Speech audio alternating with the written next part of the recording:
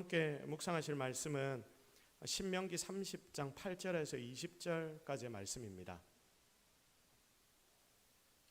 신명기 30장 8절에서 20절까지의 말씀입니다. 자, 오늘은 한 절씩 제가 한 절 읽고 여러분이 한 절 읽고 교독하는 시간을 가지도록 하겠습니다. 너는 돌아와 다시 여호와의 말씀을 청종하고 내가 오늘 네게 명령하는 그 모든 명령을 행할 것이라.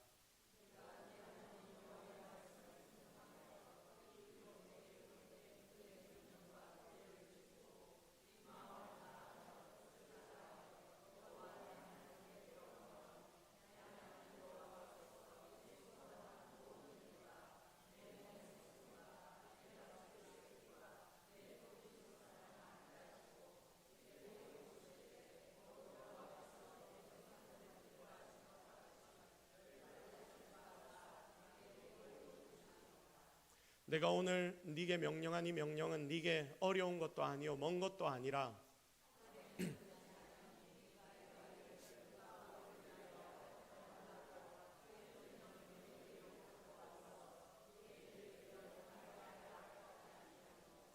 이것이 바다 밖에 있는 것이 아니니 네가 이르기를 누가 우리를 위하여 바다를 건너가서 그의 명령을 우리에게로 가지고 와서 우리에게 들려 행하게 하랴 할 것도 아니라.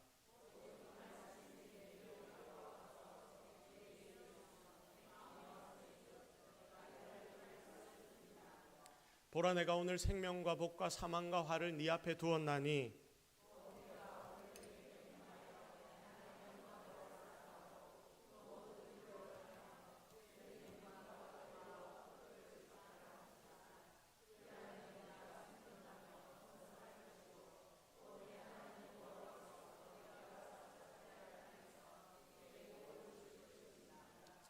그러나 네가 만일 마음을 돌이켜 듣지 아니하고 유혹을 받아 다른 신들에게 절하고 그를 섬기면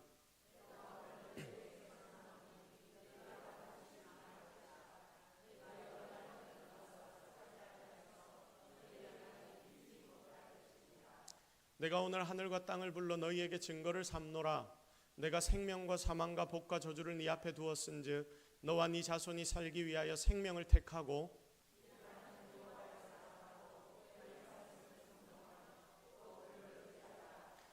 그는 내 생명이시요 내 장수이시니 여호와께서 네 조상 아브라함과 이삭과 야곱에게 주리라고 맹세하신 땅에 네가 거주하리라. 아멘. 할렐루야. 자, 오늘은 순종 축복의 지름길, 순종 축복의 지름길이라는 제목으로 하나님의 말씀 증거하도록 하겠습니다. 자, 우리는 지금 하나님을 예배하기 위해 바로 이 자리에 모였습니다.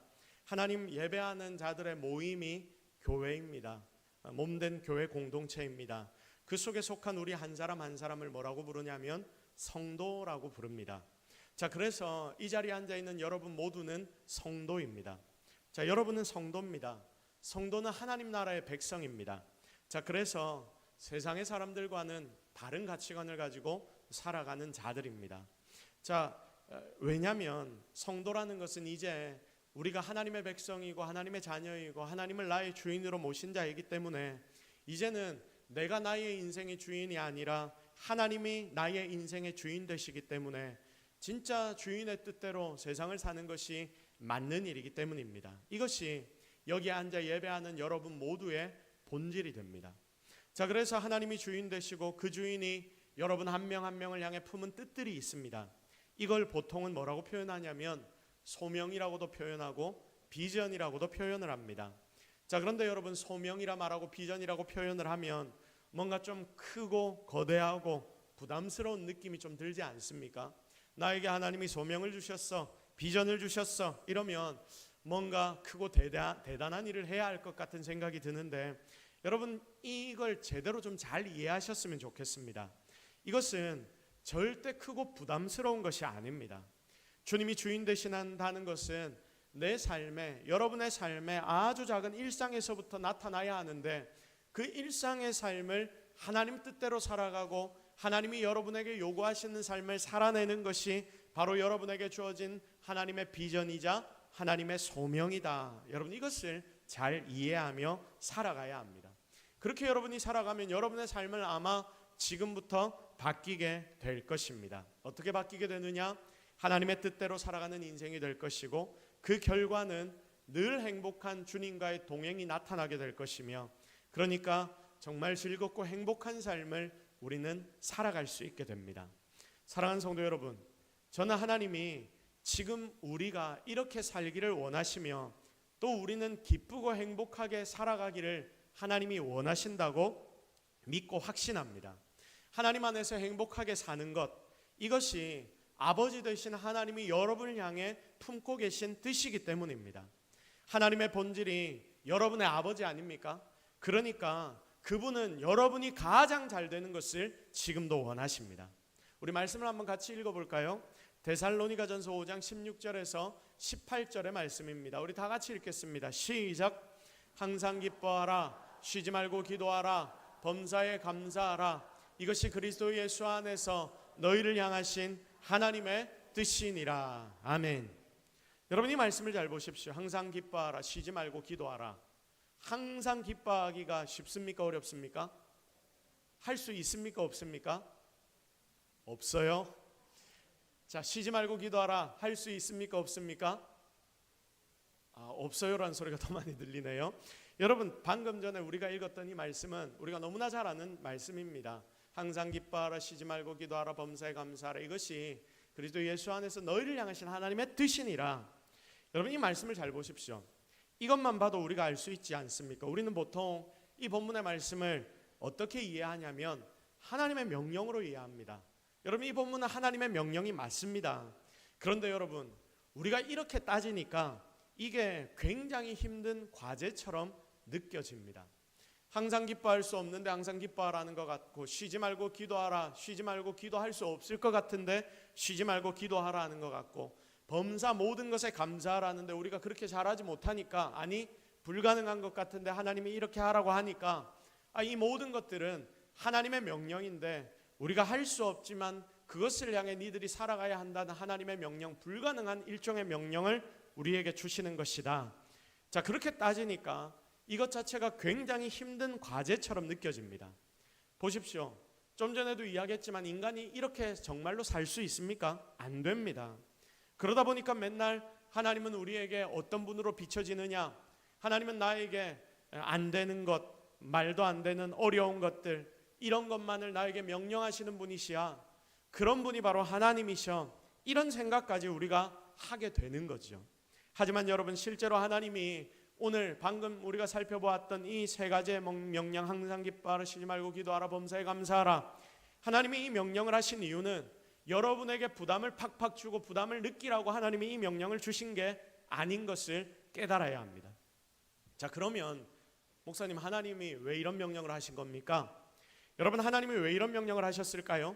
우리는 이 명령 뒤에 숨겨져 있는 하나님의 마음을 알아야 합니다. 하나님 왜 이런 명령을 여러분에게 하셨을까요? 여러분 한 명 한 명에게 왜 하나님이 이 명령을 하셨을까요? 그 이유는 우리가 항상 기뻐하고 감사하는 삶, 기도 응답받는 삶을 살면 좋겠다. 이게 바로 아버지의 마음이기 때문입니다. 여러분, 이게 최고의 삶 아닙니까? 항상 기뻐하는 삶, 정말 항상 기도 응답을 받는 삶, 쉬지 말고 기도해서 항상 기도 응답을 받는 삶, 그리고 범사에 감사할 수 있는 삶. 여러분, 이런 삶을 여러분이 살게 된다면 그것이 가장 최고의 행복한 삶이 될 것입니다. 그러니까 이런 삶이 인간의 입장에서, 우리의 입장에서 가장 좋은 삶이니까 아버지 되신 우리 하나님이 내 자녀들이 이렇게 살았으면 좋겠구나, 그게 실은 행복한 삶이니까 하나님이 이걸 여러분에게 주시려고 너희들 그렇게 살아봐, 그렇게 살려고 노력해봐, 명령처럼 강하게 이걸 말씀하시는 겁니다. 여러분, 하나님의 말씀을 우리가 이렇게 받아들이기 시작하면 하나님이 나를 얼마나 사랑하시는지, 내가 얼마나 행복하기를 원하시는지, 여러분에게 하나님이 얼마나 큰 은혜를 주고 사랑을 주시는지를 깨달을 수 있다, 그 말입니다. 자, 그런데 우리가 좀 더 본질적으로 들어가 봅시다. 굳이 하나님이 나에게 왜 이런 명령까지 하시는가? 잘 살기를 바라신다면, 진짜 아버지라서 잘 살기를 바라신다면 좋은 것 그냥 우리에게 주시고 좋게 좀 말씀하시면 될 것 같은데, 그런데 왜 굳이 딱딱하게 이렇게 명령처럼 아들, 딸 된 우리에게 이렇게 말씀을 하시는가? 여러분, 왜일까요? 왜 하나님이 이렇게 우리에게 명령을 하시는 겁니까? 그것은 우리가 인생에서 이렇게 살기가 쉽기 때문에, 어렵기 때문에, 어렵기 때문에. 자, 그래서 어려운 건데 대충 해라 하면 합니까, 안 합니까? 합니까, 안 합니까? 안 합니다. 저희 집에 딸이 둘 있습니다. 저희 딸에게 지나가는 말로 좋게 이야기를 합니다. 네가 가져온 가방 치워놔라. 지나가면서 한두 마디 던지죠. 한 번 이야기하고 두 번 이야기합니다. 여러분, 이 말이 잘 들릴까요? 잘 안 들릴까요? 잘 안 들립니다. 왜냐하면 자기도 하는 일이 바쁘기 때문입니다. 자, 그래서 쉽게 좋게 이야기하면 잘 안 들리니까 결국 어떻게 됩니까? 고함을 많이 해보셨죠? 예, 여러분, 고함을 지르게 됩니다. 말이 높아집니다. 어려운 말을 하게 되는 것입니다. 여러분, 오늘 그것이 똑같습니다. 이 땅에서 가장 힘들고 어려운 게 행복하게 잘 사는 것이죠. 지금 말하는 이 행복을 그냥 세상 사람들이 말하는 잘 먹고 잘 자고 잘 싸고 하는 이런 것만으로 여러분이 생각하지 마십시오. 이 땅에 진짜 행복을 매 순간 누리고 느끼고 항상 기뻐하는 사람이 얼마나 되겠습니까? 생각보다 그런 사람이 적을 겁니다. 행복하게 산다는 게 그만큼이나 어렵다라는 이야기입니다. 자, 그러면 이렇게 어려운 삶을 우리가 살려고 하니까 쉽지 않으니 하나님이 우리에게 더 강한 어조로 너희들이 이런 삶을 살아야 해라고 말씀하시는 겁니다. 자, 그러면 사랑하는 여러분, 오늘 여러분에게 더 구체적인 질문을 하나 드려보도록 하겠습니다. 요즘 이 자리에 앉아 예배하는 여러분의 삶은 어떻습니까? 이 자리에 예배한다고 오늘 주일 이 11시에 하나님 앞에 나와 엎드려 기도하고 예배하는 이 자리에 앉아있는 여러분의 삶의 현실은 어떻습니까? 여러분의 삶은 기쁩니까? 감사가 넘칩니까? 모든 일이 형통합니까? 항상 행복합니까? 아니면 반대로 항상 답답하고 우울하고 또 찝찝하고 무슨 일을 하든지 꼬이는 것만 같고, 그리고 내가 걸어가는 이 길이 컴컴하고 암울한 것만 같은, 여러분, 그런 느낌을 가지고 지금 이 자리에 와서 앉아 있습니까? 대부분 우리의 삶은 항상 감사하다, 항상 형통하다라는 것과는 좀 거리가 먼 것 같습니다. 그러나 여러분, 잘 보십시오. 아무리 힘들고 어려운 현재라고 해도 우리가 행복하게 잘 사는 방법, 그것을 내가 안다면, 그 길을 내가 만약에 안다면 어떻게든 조금씩이라도 그 길을 따라가서 행복하게 살 수 있습니다. 행복에도 길이 있다는 거예요. 옛날 동양의 선배들은 돌을 닦았습니다. 서양에서는 철학을 했죠. 자, 동양의 도 그리고 서양의 철학이 실은 비슷한 뿌리를 가지고 있는데, 결국 이것들이 무엇을 탐구하는 학문이냐면, 사람이 어떻게 하면 행복하게 잘 살 수 있을까? 사람의 본질은 무엇일까? 그리고 우리 인생을 행복하게 하는 것은 무엇일까? 인생의 행복을 찾는 학문이 바로 철학이자 그리고 돌을 닦는 것입니다. 그래서 모든 인생들이 이렇게 바른 길을 찾아가려고 합니다. 행복하게 잘 사는 길, 그 길이 있다고 생각합니다. 그렇게 시도하는 것은 참 좋은 일입니다. 그러나 그 길을 찾으려는 방법은 지혜롭지 못했습니다. 여러분, 이런 식으로 길을 찾아도, 아무리 길을 찾아도 그 길이 나옵니까? 나오지 않습니까? 나오지 않습니다. 이전에 어느 목사님이 말씀을 나누는데 이 말씀을 하십니다. 길은 찾는 것이 아니라 묻는 것이다. 길은 찾는 것이 아니라 묻는 것이다 라고 말씀을 합니다. 여러분, 맞는 말 아닙니까? 세상 누구도 길을 묻지 않고 마구잡이로 찾는 사람은 없습니다. 어느 곳에 가려면 사람이 누구든지 길을 묻습니다. 그리고 가르쳐준 대로 찾아가면 맞는 길을 갑니다. 그러면 누구에게 물어야 합니까? 지도가 있을 땐 지도에게 물어보면 되고, 그리고 요즘은 내비가 나와서 내비에게 물어보면 내비가 너무나 잘 가르쳐줍니다. 이전에는 새로운 길을 가려고 하면 지도를 사든지 그 지도에게 묻든지, 아니면 그쪽 길을 잘 아는 사람에게 미리 전화를 해서 물어서, 그리고 어디로 빠지고 어디로 가야 하는지를 정확하게 알고 난 뒤에, 그걸 다 받아 적어 놓고 난 뒤에, 그리고 그 길을 우리는 가게 되는 것입니다. 그러니까 길을 모르는 사람에게는 이 길을 물을 수 없는 거예요. 그러면 세상에서 그 길을 가장 잘 아는 사람은 누구입니까? 길을 만든 사람이겠죠. 그래서 우리가 실수하지 않고 정확하게 길을 가려면 길을 만든 분에게 묻고 그분이 가르쳐준 대로 그 길을 뚜벅뚜벅 걸어가면 되는 겁니다. 요한복음 14장 16절에 예수님이 말씀하십니다. 우리 다 같이 합독합니다. 예수께서 이르시되 내가 곧 길이요 진리요 생명이니 나로 말미암지 않고 나 아버지께로 올 자가 없느니라. 아멘. 예수님이 말씀하십니다. 내가 곧 길이요 진리요 생명이다. 예수님이 하나님이시기에 온 인생과 세상을 창조하신 분이시다. 그래서 그분은 길이고 진리고 생명이며 인생을 만드시고 다스리는 분이시기에 그분이 가장 하나님 앞에 나아가는 길을 정확하게 알고 있고 행복을 찾아가는 길을 정확하게 알고 있다 말씀하십니다. 그런데 문제가 있습니다. 우리가 하나님께만 잘 붙어 있으면 되는데 우리의 죄로 인해서 타락을 하게 되었습니다. 그래서 우리의 인생관이 가치관이 달라져서 예수님이 지금 우리에게 말씀하시는 그 말씀이 잘 이해되지 않고 잘 믿어지지 않게 되었습니다. 원래 우리는 하나님의 형상대로 하나님과 같은 인생관 세계관을 가졌지만 우리 속에 들어온 죄로 인해서 이제는 하나님께로부터 멀어져 우리는 하나님을 배신하게 되었고 하나님을 믿는 것이 본성적으로 어려워지게 되었습니다. 사랑하는 여러분, 바로 여기에 인생의 모든 불행의 원인이 있습니다. 하나님이 인생을 만드셨는데 그 하나님을 내 인생에서 완전히 떨어뜨리고 내 마음대로 내가 내 뜻대로 살아가니까 당연히 나의 삶의 길을 하나님께도 묻지 않고 스스로 그 길을 찾아가는 겁니다. 거기다 나와 똑같이 길도 모르는 자들이 이 땅에 너무나 많은데 그러나 나보다 조금 나아 보인다고 똑같이 방황하는 자들에게 길을 묻습니다. 잠시는 길이 열리는 듯하고 넓어진 듯해서 행복해지고 기분이 좋아질 때도 있지만 이 길은 아침에 아지랑이와 같이 조금 지나면 다 마르고 끝나버리는 길입니다. 언제나 사망과 고통이 인생의 끝을 기다립니다. 이런 인생들 중에 세상과 인생의 길을 만드신 창조주 하나님을 인정하고 믿는 자들이 존재합니다. 여러분, 하나님의 말씀 속에서 길을 찾고 그 길을 따라가겠다고 작정한 인생들인데 그들이 누구입니까? 이 자리에 앉아 예배하는 저와 여러분입니다.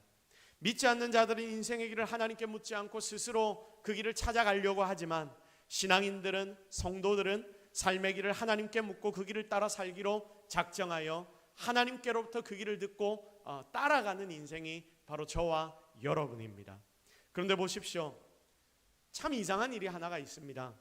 이렇게 제가 논리적으로 지금 하나하나 따져왔는데 이렇게 논리적으로 따져보면 자기 마음대로 길 찾는 세상의 인생들은 망해야 하고 하나님께 길을 묻고 하나님의 뜻을 따라 살아가는 자는 항상 형통해야 하는데 예수님이 명하신 대로 행한 자는 항상 기쁘고 늘 행복해야 하는데 하지만 실제로 그 하나님의 길을 따른다고 하는 여러분의 삶은 항상 행복하고 항상 형통합니까?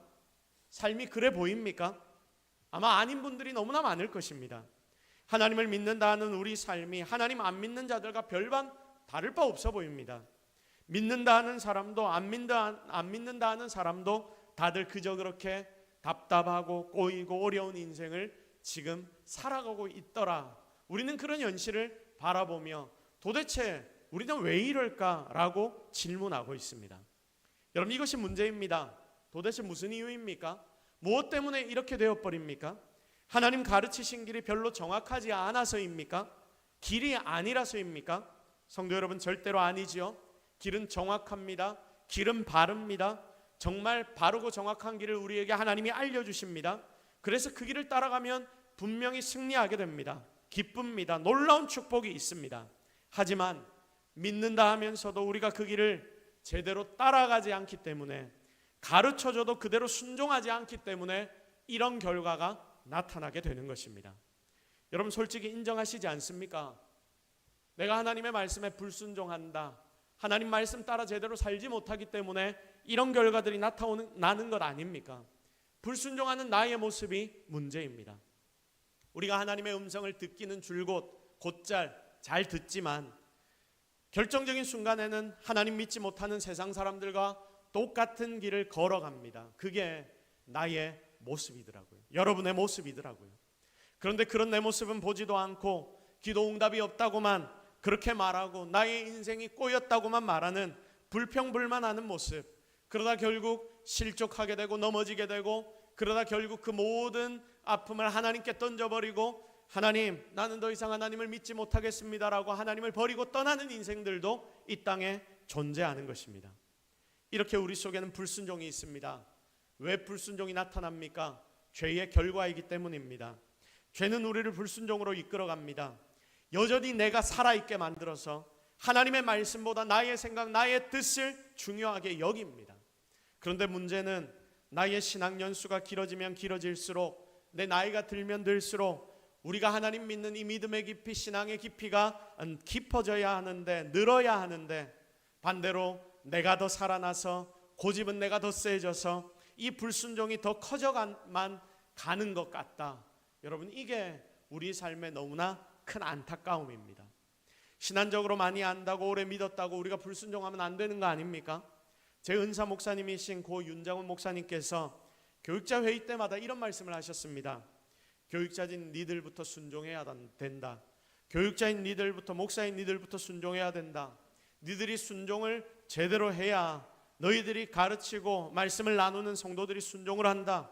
순종은 원래 잘 안 되는 거라서 연습을 계속해야 한다. 니들, 내한테, 하나님께는 내가 순종한다라고 거짓말하지 마라. 눈에 보이는 담임 목사한테도 순종하지 않는데 안 보이는 하나님께 니들이 앵가히 순종하겠다. 부교육자들을 불러놓고 이런 이야기를 정말 자주 하셨습니다. 이 이야기를 들으면서 깨닫는 게 참 많았습니다. 그래서 저도 순종 연습을 하려고 굉장히 노력을 많이 했습니다. 눈에 보이는 나에게 순종을 요구하는 사람들, 그가 하나님 세우신 사람이고 하나님의 말씀을 나눈다면 그것 가지고 순종하려고 노력을 많이 했습니다. 심지어 그들이 다른 어떤 의도를 가지고 일을 내게 명한다 하더라도 저는 일부러 그들의 의도를 보지 않으려고 했습니다. 하나님이 말씀하시는 것만 발견하려고 했고, 그래서 하나님 바라보면서 순종하려고 노력을 했습니다. 애매한 부분들이 있죠. 내가 하기에 정말 귀찮은 부분들이 있습니다. 이런 부분들에서 순종하는 법을 잘 연습했습니다. 복잡하게 생각하지 않았습니다. 하나님이 제게 가르쳐 주신 믿음은 단순함이었습니다. 또한 저는 결국 하나님 앞에 순종을 드렸기 때문에 결국은 하나님이 모든 것을 합력하여 순종하는 제 삶에 선을 이루실 것을 믿었고, 그래서 순종했으며 당시에 그 하나님의 은혜들을 많이 경험했습니다. 사랑하는 성도 여러분, 잘 들으십시오. 하나님은 제사보다 순종을 더 원하십니다. 하나님은 제사보다 순종을 더 원하십니다. 여러분, 제사가 무엇입니까?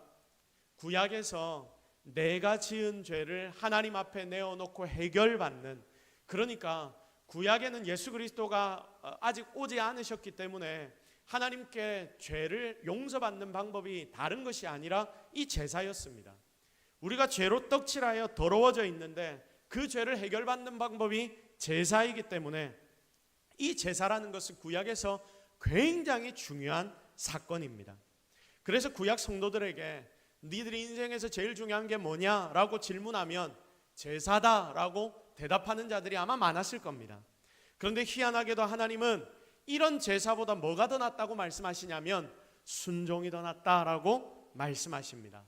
순종이 제사보다 100배 1000배 낫다. 너희들 제사 100날 드리는 것보다 나의 말에 순종 한번 하는 게 지금 나에게는 더 큰 은혜다.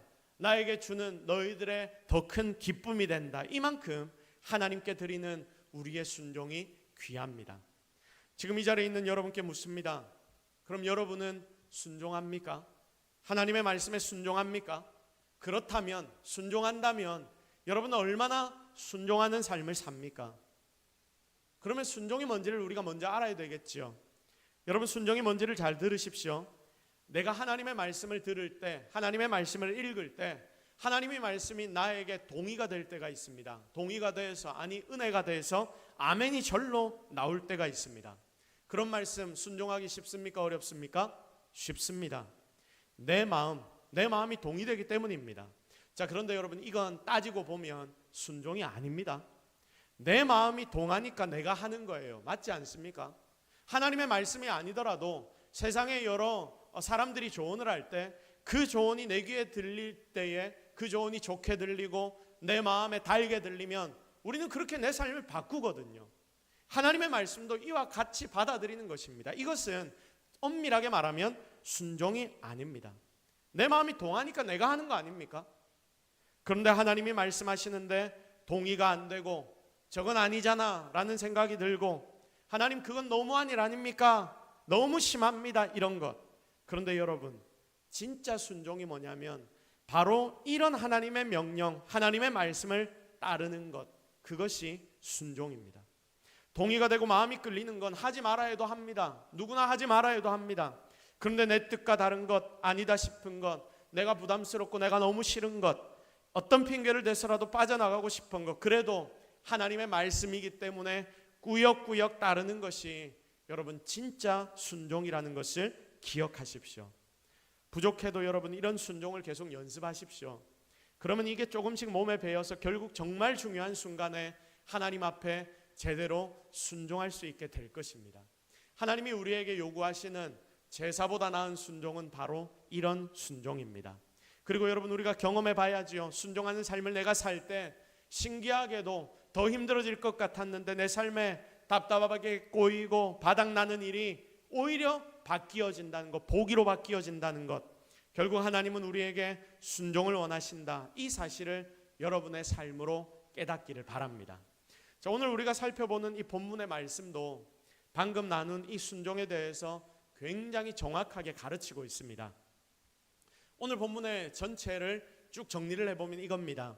하나님께서 지금 내 앞에 생명과 복, 그리고 사망과 화해, 그 두 길을 딱 놔두셨다. 하나님을 사랑하고 하나님 말씀하시는 길로 순종해 가면 너희들은 생명과 복의 길을 걸어가게 될 것이다. 삶이 풍성해질 것이다. 그런데 반대로 마음에 안 든다고 돌이켜 불순종하면 반드시 니들은 망하게 될 것이다. 이게 오늘 본문의 메시지입니다.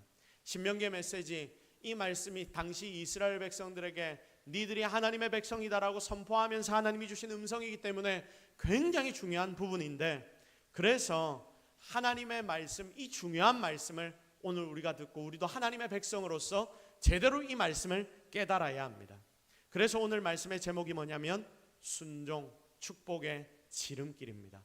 사랑하는 성도 여러분, 하나님이 이렇게나 우리에게 명하시는 순종을 오늘부터 지켜내기로 작정하십시오. 절대로 불순종이 여러분의 삶을 지배하지 않도록 깨어 있으십시오. 타락한 인생에게 불순종은 인생의 기본이 되어버렸습니다. 그래서 누군가가 내게 뭔가를 시키면 그게 조금만 강요 같다 싶어도 딱 하기 싫어집니다. 그렇지 않습니까? 희한하죠. 우리의 본성에는 이런 반항심, 이런 자존심, 그리고 내 속에는 불순종이 기본적으로 내재되어 있다는 말입니다. 그래서 여러분, 순종은 절대로 쉬운 일이 아닙니다. 그런데 여러분, 신기한 것은 실제로 이런 개인적인 생각을 내려놓고 하나님의 말씀에 순종을 시작하잖아요. 그러면 이게 그렇게 힘들고 어려운 게 아니라는 것을 점점 더 깨닫게 됩니다. 내 속에 죄악된 본성이 여전히 남아있는 불순종의 잔재들이 나를 속이고 있는 것입니다. 하나님 말씀은 무거운 거야. 하나님 말씀은 힘든 거야. 하나님의 말씀은 불가능한 거야. 그 말씀 순종하다가는 세상에서 바보 소리 듣고 세상에서 망하고 결국 실패하게 될 거야.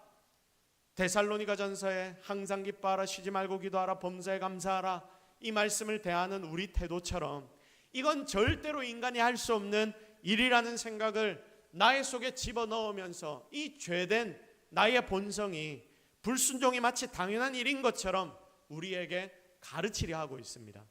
그러나 실제로는 그렇지 않습니다. 하나님은 오늘 본문에서 우리에게 이렇게 말씀하십니다. 11절부터 14절까지의 말씀입니다. 우리 다 같이 이 말씀에 집중해서 말씀의 내용을 깊이 묵상하면서 함께 합독합니다.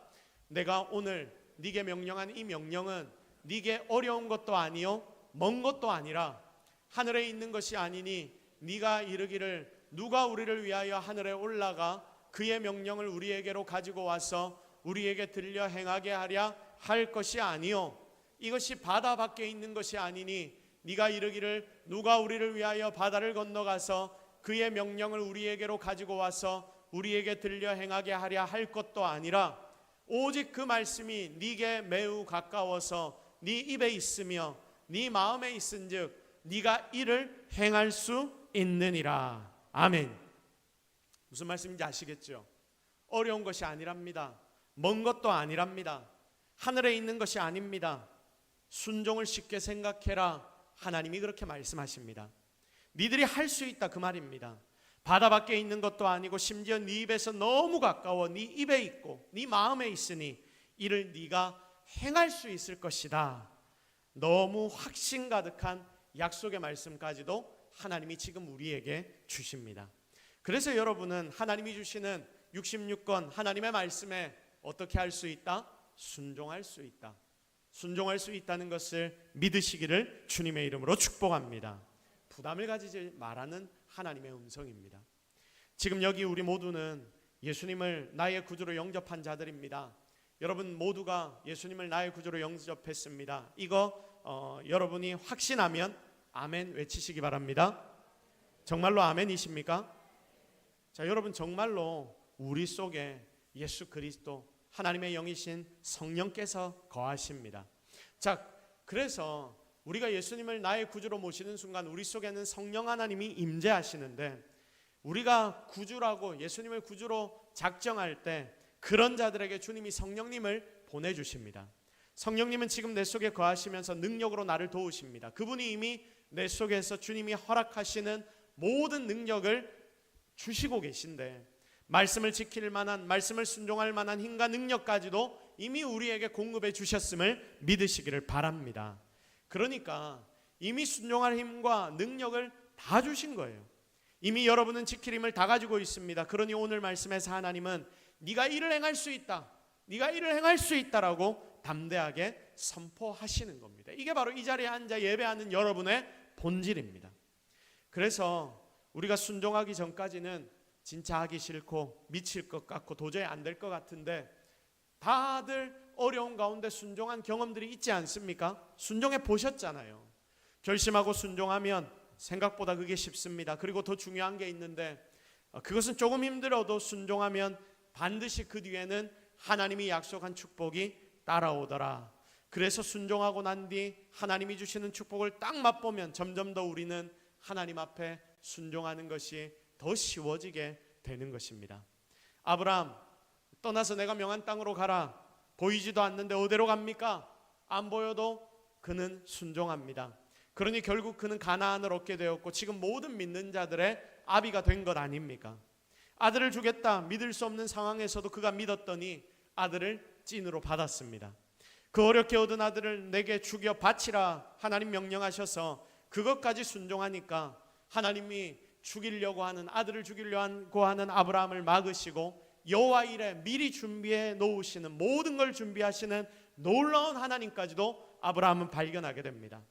점점 더 크고 무서운 순종을 요구하시는 듯하지만 점점 더 아브라함에게 순종의 길은 쉬워져만 갑니다. 왜냐하면 순종을 통해 진짜 하나님이 원하시는 것이 무엇인지, 하나님이 어떤 분이신지, 결국 하나님은 나에게 가장 좋은 걸 주기 원하시는 분이시기 때문에 이걸 알게 되니까, 하나님에 대해 내가 알게 되니까 결국 우리는, 아브라함은 순종할 수 있게 되는 것입니다. 하나님 나에게 가장 좋은 것 주기 원하십니다. 그거 주시려고 순종까지도 훈련을 시키시는 겁니다. 그러므로 순종하다 보면 결국 이 놀라운 하나님을 더 발견하게 되고 능력을 체험하게 된다. 사랑하는 성도 여러분, 이것을 꼭 기억하시기를 바랍니다. 10절 말씀을 우리 마지막으로 보고 오늘 말씀을 좀 정리하도록 하겠습니다. 10절 말씀을 우리 함께 읽습니다. 시작. 네가 네 하나님 여호와의 말씀을 청종하여 이 율법책에 기록된 그의 명령과 규례를 지키고 네 마음을 다하여 뜻을 다하여 여호와 네 하나님께 돌아오면 네 하나님 여호와께서 네 손으로 하는 모든 일과 네 몸의 소생과 네 가죽의 새끼와 내 토지 소산을 많게 하시고 네게 복을 주시되 곧 여호와께서 네 조상들을 기뻐하신 것과 같이 너를 다시 기뻐하사 네게 복을 주시리라. 아멘. 하나님이 이 모든 것을 다 우리에게 주신답니다. 방금 놀라운 복을 하나님이 선포하셨습니다. 자, 그런데 언제 주신다라고 하십니까? 네가 순종할 때, 네가 순종할 때. 결국 순종하는 힘도 하나님이 우리에게 이미 주셔놓고 또 순종하니까 모든 것을 다 너희에게, 땅의 토지 소산조차도 너희에게 주시겠다. 눈으로 보이는 것, 눈에 보이지 않는 모든 복을 하나님이 너희에게 주시겠다라고 약속하십니다. 사랑하는 성도 여러분, 저는 이 자리에 있는 여러분 모두가, 그리고 우리 동서교회가 하나님의 축복을 받아서 오늘 말씀에서 나타나는 이런 모든 복을 누리기를 정말 기대합니다. 조금 부족해도 하나님의 말씀에는 순종하려고 함께 발버둥 칩시다. 이곳에 들어오는 모든 자들이 하나님을 만나고 하나님께 순종하는 법을 잘 배워, 이게 믿음의 핵심인데 이거 잘 배워서 진정한 순종자로 세워지기를 기대합니다. 그래서 이 말세 때 세상과 다른 교회, 세상과 다른 가정, 세상과 다른 개인이 되어서 마지막 때의 순종으로 열매를 풍성하게 맺는 저와 여러분이 되기를 주님의 이름으로 축복합니다. 이제 말씀을 정리합니다. 우리는 지금 하나님의 말씀을 통독 중에 있습니다. 여러분 성경 잘 읽고 계시죠? 하나님의 말씀을 읽을 때마다 어떻게 이 하나님의 말씀을 읽을 것이냐, 묵상할 것이냐, 진짜 이 말씀을 읽을 때에 그 속에서 나에게 주시는 하나님의 음성, 오늘 하나님이 나에게 주시는 음성이 무엇인지를 여러분 꼭 찾으십시오. 또 여러분이 하나님 앞에 설교를 들을 때, 하나님의 선포되는 말씀을 들을 때 이 속에서도 하나님의 음성을 분명히 찾으십시오. 그리고 그것에 순종하십시오. 순종하려고 발버둥 치십시오. 특별히 2주 뒤에 우리는 주님이 가장 기뻐하신다는 전도의 시간을 가지려고 합니다. 여러분, 이렇게 교회가 선포하고 함께 한다는 것이 얼마나 중요한 것인지를 깨달으십시오. 왜냐하면 하나님의 일하심이 바로 이 교회를 통해 나타나기 때문에 교회에서 행하는 이런 모든 것들, 하나님 앞에 순종하는 마음을 가지고 함께 달려나가십시오. 그래서 혹시 아직도 VIP를 작정하지 않은 성도가 있다면 지금 즉시 작성하시면 됩니다. 그리고 아직 2주나 남았습니다. 그래서 그 사이에 그분에게 연락하고 그분을 만나고 그분을 위해 기도해서 하나님의 말씀을 그들의 귀에 들리도록 여러분 만드십시오. 하나님이 어쩌면 여러분이 머릿속에 떠올린 그 영혼을 이 자리에 불러 하나님의 복을 전달해 주려고 이 날을 계획했는지도 모릅니다.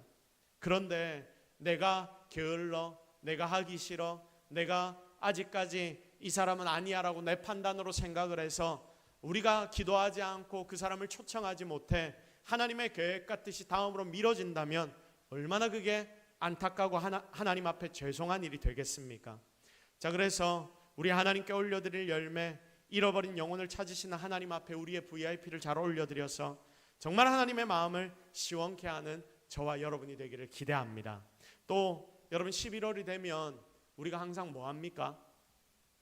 11월 21일 동안 다니엘 기도회하지요. 자, 우리가 다니엘 기도회를 11월 되면 21일간 가집니다. 그래서 지금 이맘때쯤 되면 마음을 정해야 합니다. 이번엔 나도 제대로 기도하겠다. 교회가 한다 하면 함께 해야 되겠다.